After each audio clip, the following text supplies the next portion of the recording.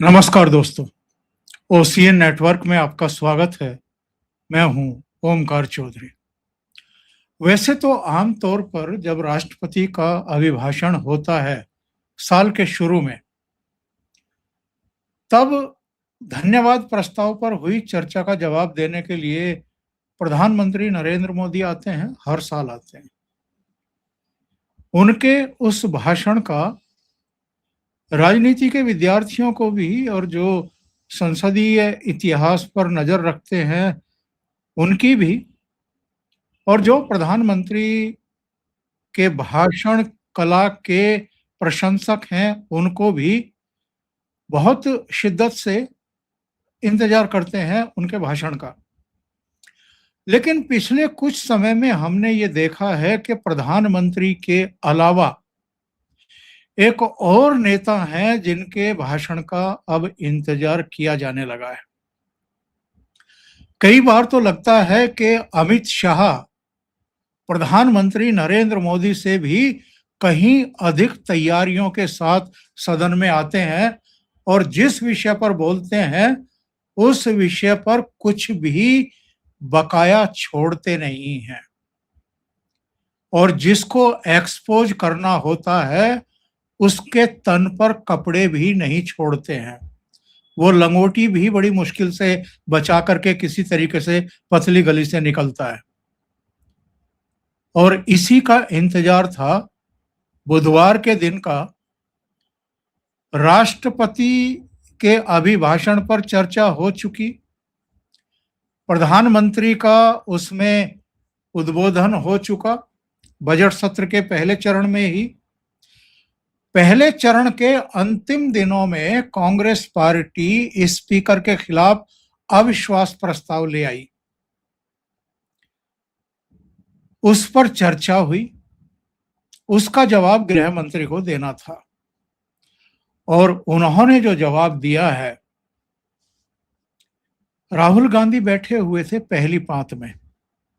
ये उन्हीं के दिमाग की उपज थी कि स्पीकर को हटाया जाए, उनके खिलाफ अविश्वास का प्रस्ताव लाया जाए। आप हटाएंगे तो तब जब आपके पास अंक होंगे, और अगर आपके पास अंक होते तो आप विपक्ष में ना बैठे होते। नंबर 2, मुझे बोलने नहीं दिया जाता सदन में, मेरा माइक बंद कर दिया जाता है। ये जो इस तरह की अफवाहें, इस तरह की बदनामी स्पीकर की और सदन की और सरकार की, देश के भीतर भी और देश के बाहर भी, विदेशों में भी अभी तक राहुल गांधी करते रहे हैं, उसका मैं कहूंगा कि चुन चुन करके जवाब दिया है गृह मंत्री अमित शाह ने। उन्होंने आज पूरे देश के सामने और दुनिया के सामने ये साबित कर दिया कि जब से मोदी सरकार बनी है तब से अब तक जितने भी बजट सत्र हुए हैं, जितने भी राष्ट्रपति के अभिभाषण हुए हैं, जितने महत्वपूर्ण विधेयक पेश हुए हैं, उनमें से बमुश्किल 1-2 बार ही राहुल गांधी सदन में बोले हैं, वरना महत्वपूर्ण से महत्वपूर्ण विधेयकों पर ये बोलते नहीं, ये बजट पर बोलते नहीं, ये दूसरे अहम मुद्दों पर बोलते नहीं। इनकी सदन में उपस्थिति 50% या उससे कम रहती है। जब महत्वपूर्ण सदन बैठता है तब ये विदेश यात्राओं पर रहते हैं,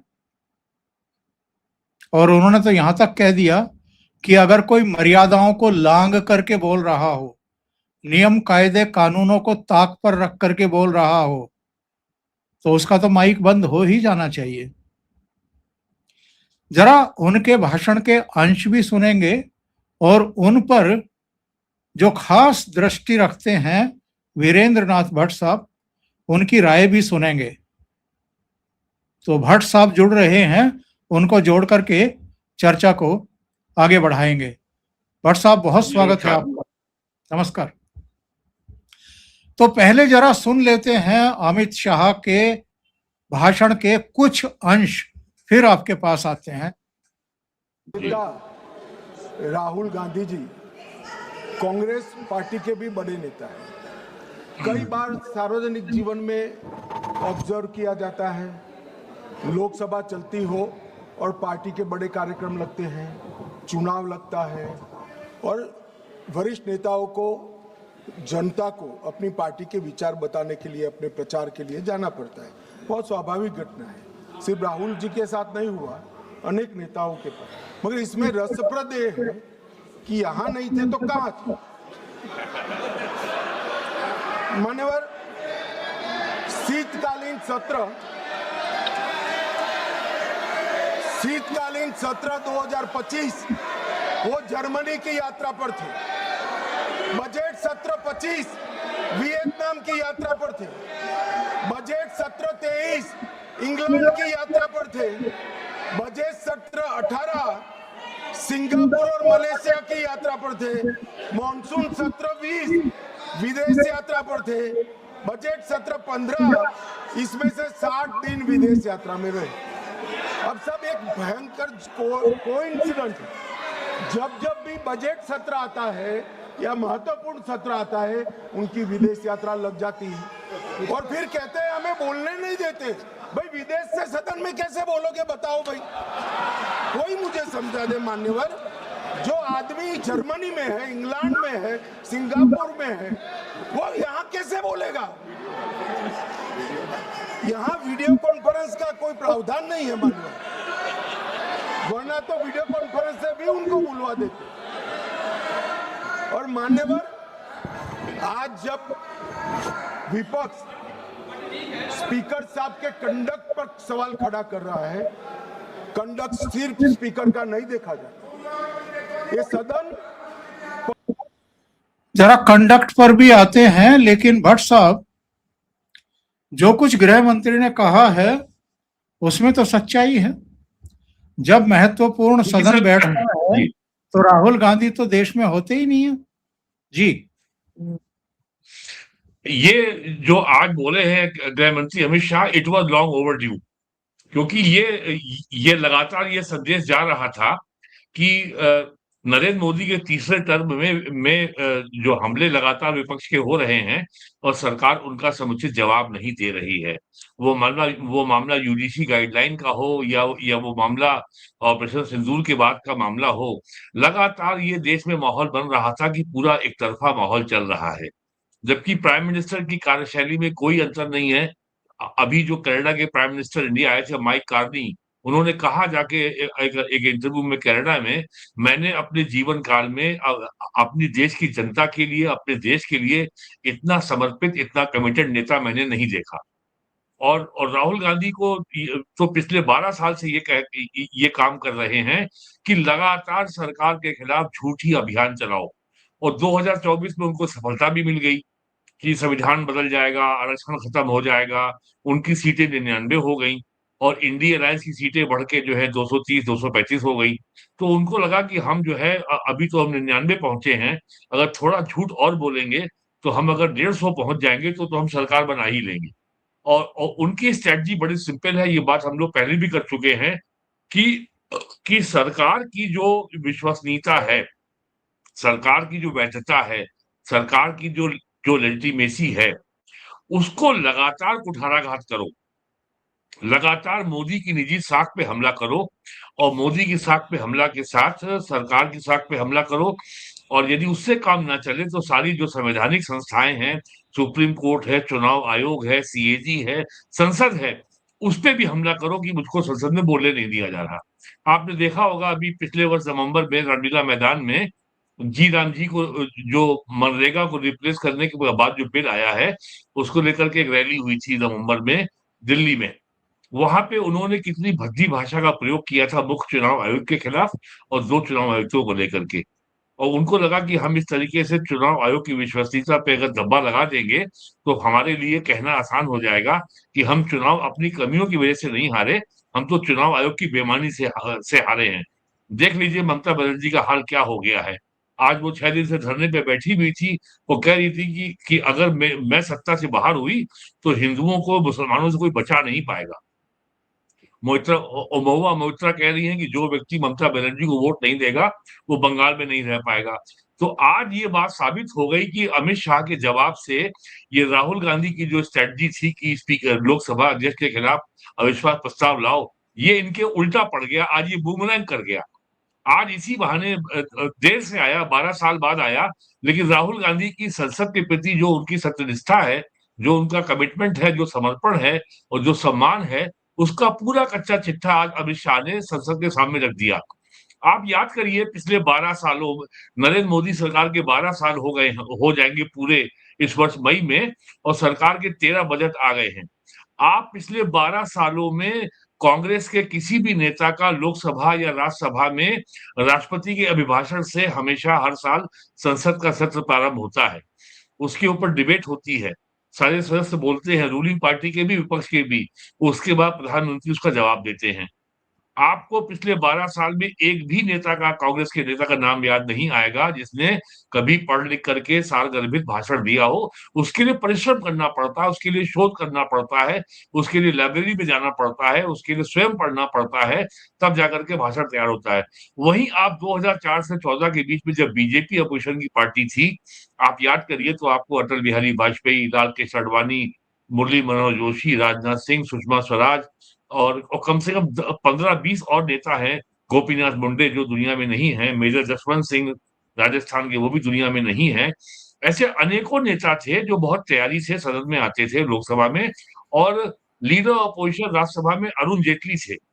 आप याद करिए उनके भाषण कितने वो कितनी तैयारी से बोलते थे वो बजट पे और मोशन ऑफ थैंक्स के ऊपर, हिंदी में, अंग्रेजी में उनको समान अधिकार प्राप्त था। और और सत्ता पक्ष के लोग अरुण जेटली से डरते थे कि इनके हमले का हम जवाब नहीं दे पाएंगे। तो राहुल गांधी की जो जो टैक्टिक्स है कि कुछ पढ़ना लिखना नहीं है, पार्लियामेंट्री बिहेवियर आपने पार्लियामेंट कवर की है। पार्लियामेंट में अपनी पहचान बनाने के लिए, अपनी पकड़ बनाने के लिए आपको बहुत शोध करना पड़ता है, आपकी टीम होती है तब वो काम करती है। प्राइम मिनिस्टर मोदी का कोई भी भाषण आप लोकसभा या राज्यसभा को उठा के देख लीजिए, सारे भाषण बहुत वेल रिसर्च्ड होते हैं। आज अमित शाह का भी भाषण जो था बहुत ही वेल रिसर्च था, बहुत शोध के साथ, बड़े परिश्रम के साथ एक-एक तथ्य को जुटाया गया था। और आप देखिए कांग्रेस के लोग अमित शाह ने जो जो भी तथ्य दिए, एक तथ्य को नकार नहीं पाए, और जब वो नकार नहीं पाए तो फिर वो अपनी जो जो उनकी चिर परिचित जो उनकी टैक्टिक्स है वो उस पे आ गए, माफी मांगो, उन्होंने शोर मचाना शुरू कर दिया, लेकिन जवाब नहीं दे पाए। तो आज जो घटना हुई उससे अब एक बात तो उम्मीद पक्की बनती है कि जो इन्होंने घोषणा की थी कि हम मुख्य चुनाव आयोग के खिलाफ इम्पीचमेंट नोटिस देंगे, अब ये शायद दोबारा, अब ये शायद हिम्मत ना करें कि ये इम्पीचमेंट नोटिस दें, क्योंकि फिर ये भी रिकॉर्ड पूरा आएगा कि राहुल गांधी के राज में कांग्रेस जो है 95 से ज्यादा चुनाव हार चुकी है और 2026 में ये सेंचुरी पूरी हो जाएगी, तो पूरा ब्यौरा वो भी सामने आ जाएगा। तो इनको लगता है कि सरकार की साख पे कुठाराघात करो। अब जैसे आज अमित शाह ने कहा ना कि आप आए और आप आगे पीएम से लिपट गए, और दुनिया को ये दिखा रहे थे कि प्राइम मिनिस्टर मोदी उसको सुन लेते हैं, उसको सुन लेते हैं। स्पीकर साहब के कंडक्ट पर सवाल खड़ा कर रहा है। कंडक्ट सिर्फ स्पीकर का नहीं देखा जाता, ये सदन पक्ष, प्रतिपक्ष और स्पीकर और माननीय राष्ट्रपति महोदय, ये सब मिलकर सदन बनता है। तो स्पीकर के कंडक्ट की टीका कर रहे हो, आपके कंडक्ट पर भी तो कभी बात करो। ये क्या हुआ मान्यवर? यहां पर ट्रेजरी बैंक पर प्रधानमंत्री बैठे हैं, दौड़ के आकर गले लग जाना, ऐसा कभी नहीं हुआ मान्यवर। कभी ऐसा नहीं हुआ कि सत्ताधारी पक्ष के सदस्यों के सामने फ्लाइंग किस करोगे, कभी ऐसा नहीं हुआ सदन में आंख मटकाओगे मान्यवर। मुझे तो बोलने में भी सारा संकोच हो रहा है मान्यवर। ये कंडक्ट जो है वो स्पीकर साहब के कंडक्ट पर सवाल उठा रहे हैं। मैं इनको पूछना चाहता हूं, एक मिनट माननीय गृहमंत्री जी,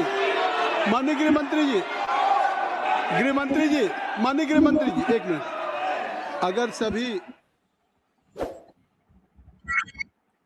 तो ये कंडक्ट की बात कर रहे थे, एक इनकी क्लिप और सुन लेते हैं, उसके बाद आपके पास आते हैं। नेताजी का जी। ग्रीवेंसिस है कि मुझे बोलने नहीं दिया जाता, विपक्ष के नेता की आवाज दबा देते। अब मान्यवर, मैं उनको पूछना चाहता हूं, कांग्रेस पार्टी में 157 घंटा 55 मिनट बोला गया, वो कौन बोलेगा, वो तय कौन करेगा? स्पीकर करेंगे क्या?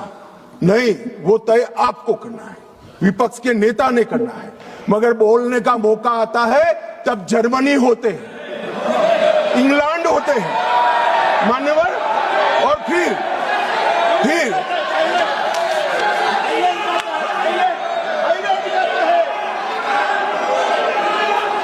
मान्यवर फिर कंप्लेंट करते हैं।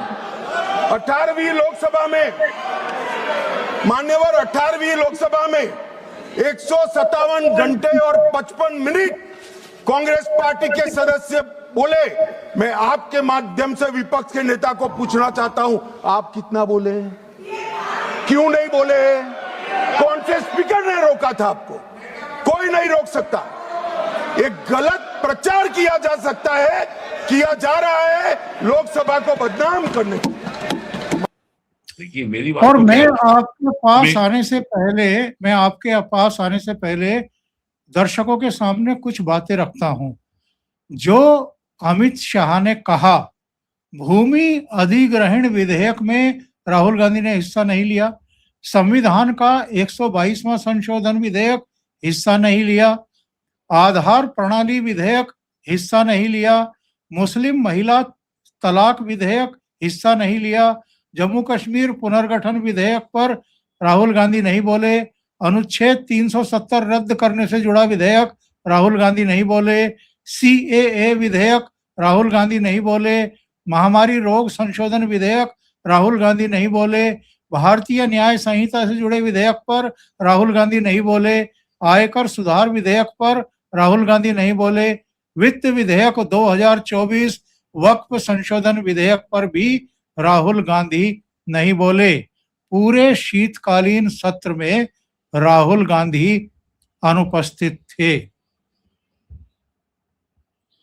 चौधरी साहब आप ये देखिए, कांग्रेस के राज तक इनकम टैक्स की छूट मात्र 3 लाख रुपए थी, और 2025-26 के बजट में वो 12 लाख हो गई। ये क्या ये अपने आप में मानक नहीं है कि इस देश में विकास हुआ है, लोगों की आय बढ़ी है? 2014 में म्यूचुअल फंड के पास जो एसेट अंडर मैनेजमेंट था वो मात्र 14 लाख करोड़ था, आज वो 90 लाख करोड़ है, और इस साल के अंत तक वो 10 लाख करोड़ 100 लाख करोड़ क्रॉस कर जाएगा। और ये पैसा अडानी अंबानी का नहीं है, ये पैसा आम आदमी का है, हम जैसे लोगों का, जिनका सिस्टमेटिक इन्वेस्टमेंट प्लान में 100 रुपए, 500 रुपए, 1000 रुपए, 2000 रुपए और इससे अधिक जो लोग हर महीने जमा करते हैं। और सबसे बड़ी बात यह है कि म्यूचुअल फंड में इतना पैसा आने के बाद भारत के बॉम्बे स्टॉक एक्सचेंज की ये फॉरेन इन्वेस्टर के ऊपर निर्भरता समाप्त हो गई है। अब इतना ज्यादा पैसा महीने में 14,000 से 28,000 करोड़ रुपया महीने में आ रहा है, वो सारा पैसा स्टॉक मार्केट में ही जा रहा है। और जो लोग लॉन्ग टर्म इन्वेस्टर हैं, वो 14-15 से अधिक % से अधिक जो है उनको रिटर्न मिल रहा है, जितना रिटर्न कहीं नहीं है। तो ये सब बातें जब बजट में आती हैं, मैंने एक इनके नेता हैं पी चिदम्बरम, वो 9 बजट पेश कर चुके हैं कांग्रेस सरकार में, और इस समय राज्यसभा के मेंबर हैं। वो तक जो है इतनी जो है क्या नाम है, वो जो कहते हैं बीटिंग अराउंड द बुश, गोल मोल बातें करते हैं। आज तक कांग्रेस का एक नेता बजट के बारे में कोई सारगर्भित और सोची समझी और इकोनॉमिक पॉइंट ऑफ व्यू से ये नहीं बता पाया कि भैया बजट में खराबी क्या है। बस वही जो रटे रटाई भाषा होती है, ये जन विरोधी है, किसान विरोधी है, महिला विरोधी है, युवा विरोधी है, लोगों के रोजगार के लिए कुछ नहीं किया गया।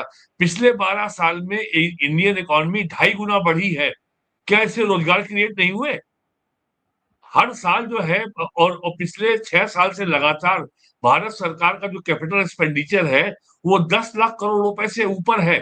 पिछले जो है केवल 2025-26 में अब तक 45,000 मेगावाट नई पावर जनरेशन कैपेसिटी ऐड की गई है। अब 45,000 मेगावाट पावर जनरेशन कैपेसिटी अगर ऐड हो गई हुई है और इतनी एक्स्ट्रा बिजली बन रही है, तो क्या इस बिजली से आइसक्रीम बन रही है? क्या इससे रोजगार क्रिएट नहीं हो रहे हैं? तो इनका ये लगता है कि झूठा प्रचार करते रहो, सरकार पे लगातार जो है हमला करते रहो। अब वो नई बात बोल रहे हैं कि पीएम कॉम्प्रोमाइज्ड है। अरे भाई, जब अभी तक अमेरिका से कांग्रेस के लोग पिछले 1.5 महीने से लगातार बोल रहे हैं कि इंडिया ने अमेरिका के साथ सरेंडर कर दिया और अमेरिकी शर्तों पे फ्री ट्रेड एग्रीमेंट इन्होंने साइन कर लिया, जबकि वो एफटीए अभी साइन हुआ ही नहीं है। अभी जनवरी में केवल framework for trade agreement sign हुआ है, यानी जो जो एग्रीमेंट साइन होना है उसकी रूपरेखा क्या होगी, ये समझौता अभी हुआ है। और फिर ये लगातार झूठ बोल रहे हैं कि हमने अमेरिकी दबाव में रूस से तेल का आयात बंद कर दिया। केवल फरवरी के महीने में भारत ने 3 crore barrel 1 million barrel per day, around 10 lakh barrel per day का क्रूड रशिया से इंपोर्ट हुआ है। और डोनाल्ड ट्रंप तो ये भी कह रहा है कि मैंने सीज फायर करवा दिया।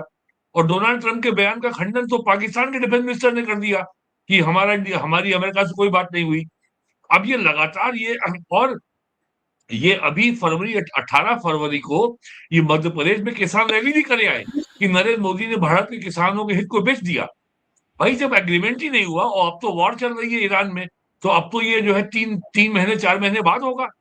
तो केवल झूठ पे आधारित है। और इनको जो 2024 में जो सीटें बढ़ के मिल गई कि संविधान खत्म हो जाएगा, आरक्षण खत्म हो जाएगा, तो उससे इनका हौसला बढ़ा हुआ है।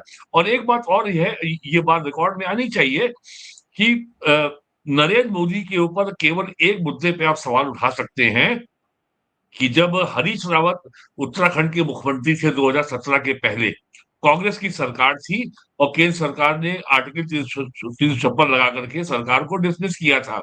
उत्तराखंड हाईकोर्ट ने केंद्र सरकार के इस निर्णय पर रोक लगा दी थी। बाकी आप नरेंद्र मोदी के कार्यकाल में एक भी ऐसी घटना नहीं बता सकते जहां सरकार ने जो उसको वैधानिक संवैधानिक अधिकार मिले हुए हैं और उनका प्रयोग नरेंद्र मोदी की सरकार ने अपने दल की, अपने सरकार के लिए कोई तात्कालिक राजनीतिक लाभ उठाने की दृष्टि से सरकार ने कोई ऐसा काम किया हो। मार्च 2024 में अरविंद केजरीवाल जेल चले गए थे।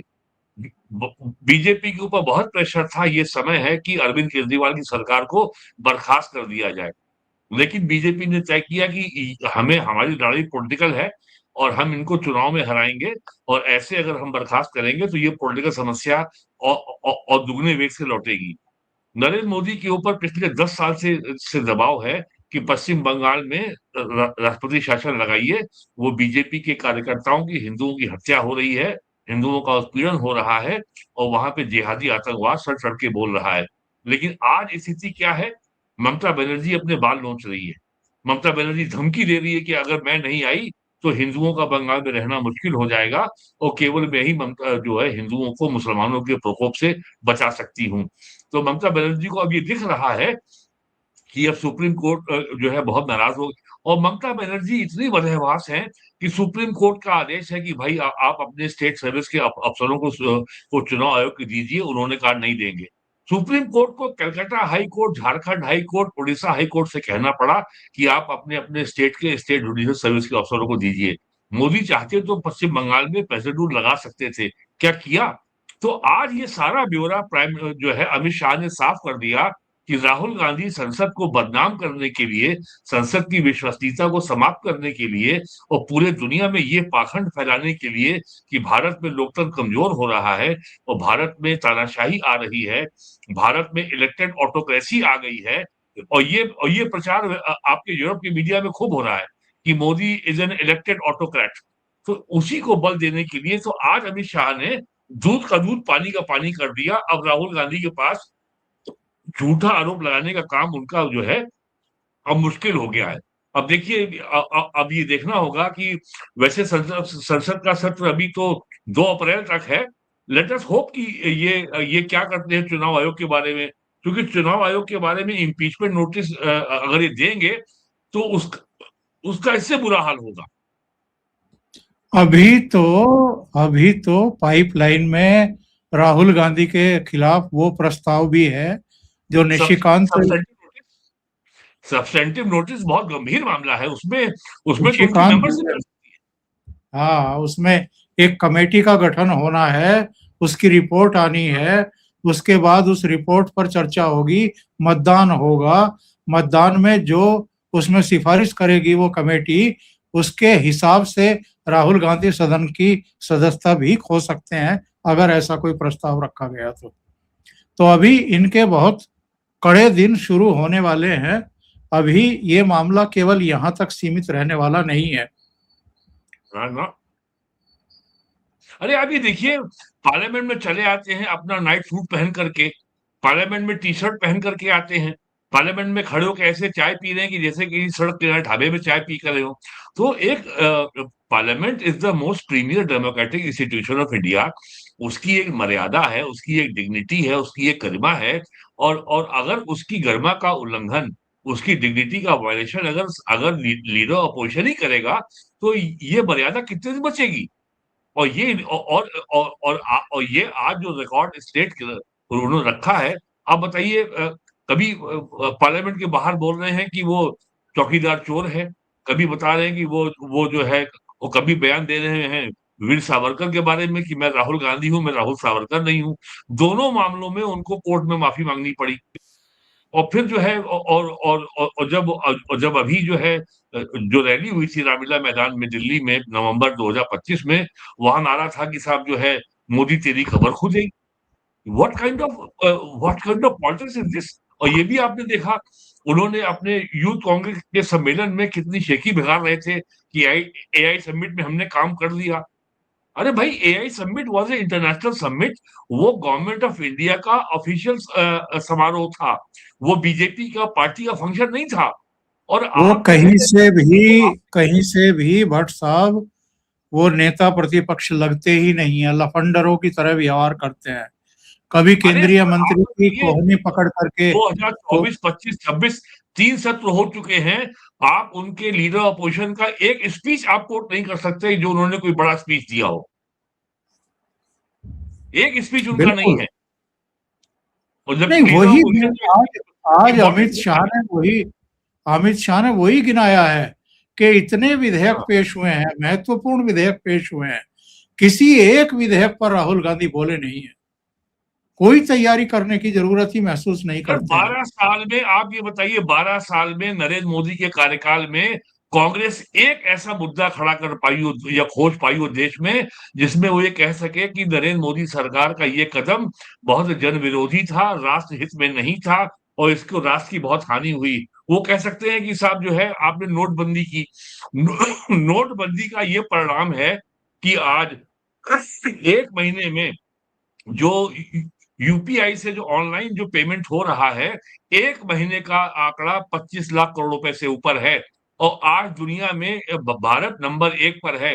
जरा सोचिए, 25 लाख करोड़ रुपए केवल एक महीने में हैंडलिंग करने की, उस कैश को हैंडल करने की कॉस्ट क्या आती होगी।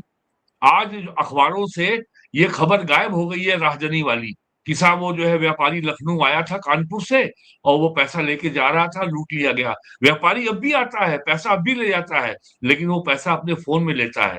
अखबारों से कैश लूटने की खबर गायब हो गई। नेशनल हाईवेज पे पेट्रोल पंप पे खबर जो है, लूट की खबरें अखबारों से गायब हो गई। 100% ट्रांजेक्शन जो है कैशलेस हो रहा है। और इन्होंने जीएसटी के बारे में क्या, इन्होंने क्या क्या नहीं कहा था नोटबंदी के बारे में। जीएसटी के बारे में कहा था कि गृहस्थी सर्वनाश टैक्स, और फिर कहा था गब्बर सिंह टैक्स। जबकि जीएसटी बिल का ड्राफ्ट अटल जी की सरकार में 2003-4 में बन गया था और पी चिदम्बरम जो है केंद्रीय वित्त मंत्री ने लोकसभा में उसको 2005 के बजट सत्र के साथ इंट्रोड्यूस किया था। 12 साल और 10 साल वो पड़ा रहा, 12 साल ये आपकी जो है स्टैंडिंग कमेटी के सामने। और प्राइम मिनिस्टर मोदी ने राज्य सरकारों की सारी बातें मान ली और वो 2017-18 के बजट के साथ पास हो गया और 1 जुलाई 2017 से लागू हो गया। 8 साल पूरे हो गए। जीएसटी लागू होने से भारत में प्रति वर्ष 5 लाख करोड़ रुपए से ऊपर के ब्लैक मनी का जनरेशन बंद हो गया। और लगभग 1.5 से 2 लाख करोड़ रुपए की जो एडिशनल कॉस्ट आती थी कंपनीज को टैक्स की कंप्लायंस करने में, 29 राज्यों में हर जगह टैक्स का अलग कानून था। अब उनको उससे भी मुक्ति मिल गई और अब एक राज्य में हो रहा है। इतनी बड़ी सेविंग हुई है और national institute of public finance policy ने इसके ऊपर बड़ी स्टडी की है। इन्होंने कितना जो है जिहाद किया था ये जीएसटी के खिलाफ। जब आर्मी जवानों को अग्निवीर योजना आई थी, उसके बारे में इन्होंने कितना जो है देश के खिलाफ बोला था। ऑपरेशन सिंदूर को लेकर के इन्होंने राष्ट्र की सेना का मनोबल को गिराने के लिए क्या बोला था। और जब 2019 में जब इंडियन एयरफोर्स ने अटैक किया था बालाकोट पाकिस्तान में, तब कांग्रेस के एमपी संबित जिशिंद ने कहा कि इंडियन आर्मी का चीफ खून की दलाली करता है। ये लेवल हो गया है इनका अपोजिशन का कि आप भारत की सेना पे हमला कर रहे हैं। सेना पे हमला है, संसद पे हमला है, लोकसभा के स्पीकर पे भी हमला है और बहुत ही अभद्र भाषा में मुख्य चुनाव आयोग के ऊपर हमला है, जुडिशरी के ऊपर हमला है। क्या नहीं किया है? मणिपुर को लेकर के आप बताइए, वहां पे जो है कितना ज्यादा अमेरिकन इंटरवेंशन है और उसी के चलते वहां पे ये शेख हसीना वाजेद का तख्ता पलट हुआ और अमेरिकन ट्राई कर रहे थे कि बांग्लादेश, बर्मा और मणिपुर को मिला करके एक नया बनाया जाए क्रिश्चियन स्टेट, जो कि न भारत ने होने दिया और न बांग्लादेश ने होने दिया। जरा याद करिए इन्होंने लोकसभा में क्या-क्या इन्होंने वितंडा फैलाया है मणिपुर को लेकर के। एक कहीं से एक वीडियो ले आए कि महिलाओं के संग अत्याचार हो रहा है। पूरा इन्होंने 2023 में जो मानसून सेशन था चलने नहीं दिया, याद होगा आपको। इन्होंने इतने जो है उपद्रव किए हैं लोकसभा में और अरे इसी साल 2026 में राष्ट्रपति के अभिभाषण की डिबेट के बाद पीएम को जवाब नहीं देने दिया और इसका जिक्र भी किया अमित शाह ने अपने स्पीच में कि महिला सांसदों को पीएम के ट्रेजरी बेंच के सामने पीएम के सामने खड़ा कर दिया गया और अंततः पीएम ने उसका जवाब राज्यसभा में दिया। तो ये इनको इतनी घृणा है, इनको ये तय करना होगा कि आपको प्राइम मिनिस्टर का विरोध करना है या उनसे घृणा करनी है। घृणा और विरोध में आसमान का अंतर होता है। बहुत बहुत धन्यवाद वीरेंद्र नाथ भट्ट साहब, और दर्शकों को भी बहुत धन्यवाद। आप इतनी संख्या में ये प्रोग्राम देख रहे थे। बहुत महत्वपूर्ण मुद्दों पर आपने चर्चा की भट्ट साहब, और इसके लिए समय निकाला। आप सबका बहुत बहुत धन्यवाद। नमस्कार।